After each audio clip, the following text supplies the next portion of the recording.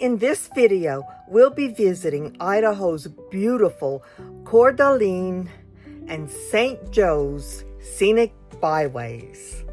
Come along and join us. I'm Debbie, a Cajun girl who loves to travel the world. Join my husband Ronny, my brother KP, and his wife Babette as we continue our journey home to Louisiana from our visit to Alaska and Canada. We arrived at Coeur d'Alene at about 5 o'clock in the evening after a long travel day. We'd stopped in Spokane Valley, Washington to get our laundry done and go grocery shopping, and all that took quite a while. Since we didn't know exactly how far we'd get to drive, we really didn't have a campsite in mind. There were no great boondocking spots available that we could find, but we do know that Cracker Barrel often allows RVers to spend the night there as long as they buy a meal. We called in advance and they allowed us to spend the night. There were about 8 other RVs there.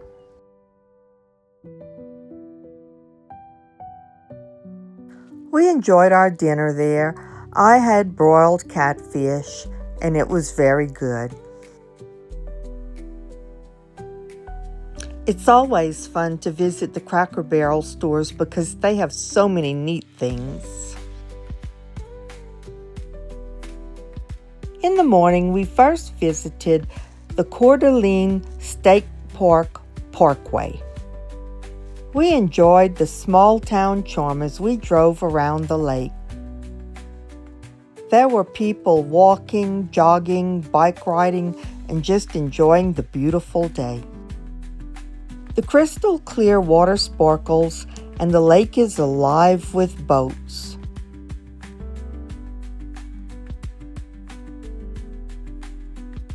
The lake has over 130 miles of shoreline surrounded by evergreen forest and rolling mountains. It's easy to see why so many people keep returning here. The 70-mile paved Trail of the Coeur d'Alene goes through forest, wetlands, rivers, and the small community. Named for the Coeur d'Alene tribe, their ancestors lived here for thousands of years. After enjoying our ride through the park, we drove the Coeur d'Alene Scenic Byway. The lake went on for miles of beautiful scenery. Actually, the Coeur d'Alene Scenic Byway is 85 miles long. Our drive took us through several lakeside communities. Notice how tall the trees are next to the camper. The homes along the lake are so beautiful.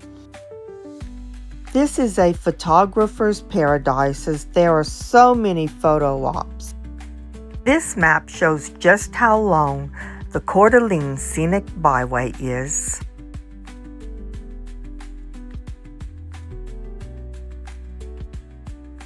I wish we'd had more time to simply enjoy being on the lake. This area is just so calm and peaceful. Before visiting the spectacular St. Joe's Scenic Byway, if you're enjoying our adventure, please like and subscribe to our channel. Venturing even deeper into Idaho's backcountry is the St. Joe River and the St. Joe Scenic Bypass.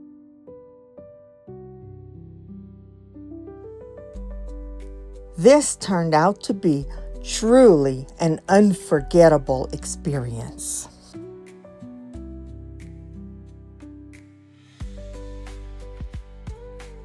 Stretching more than 100 miles on paved highway along one of the highest navigable rivers In the northwest, the drive follows the St. Joe River.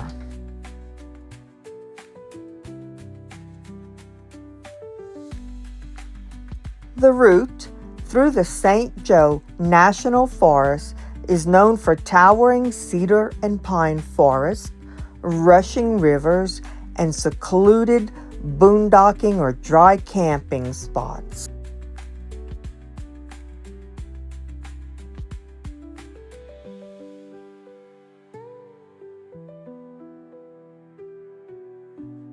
It's common to spot wildlife here, but we only spotted a turkey with 2 chicks and a few geese.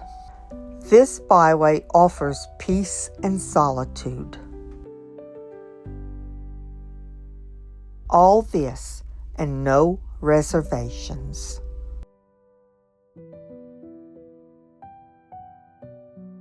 The Coeur d'Alene and St. Joe Scenic Byways showcase a side of Idaho that many travelers never see, but once experiencing it, keep coming back. Well, I hope they're catching fish. No visit to North Idaho is complete without visiting 2 of North Idaho's most spectacular drives. Here's another one of those old wood-covered bridges. Not sure what these plants are. I think they're mullein, but I really don't know. Please let me know if you know. We found a beautiful dispersed camping spot or boondocking spot on St. Joe's Gold Creek. We were too late to get a riverside spot as there were a few other campers there, but the space was very large.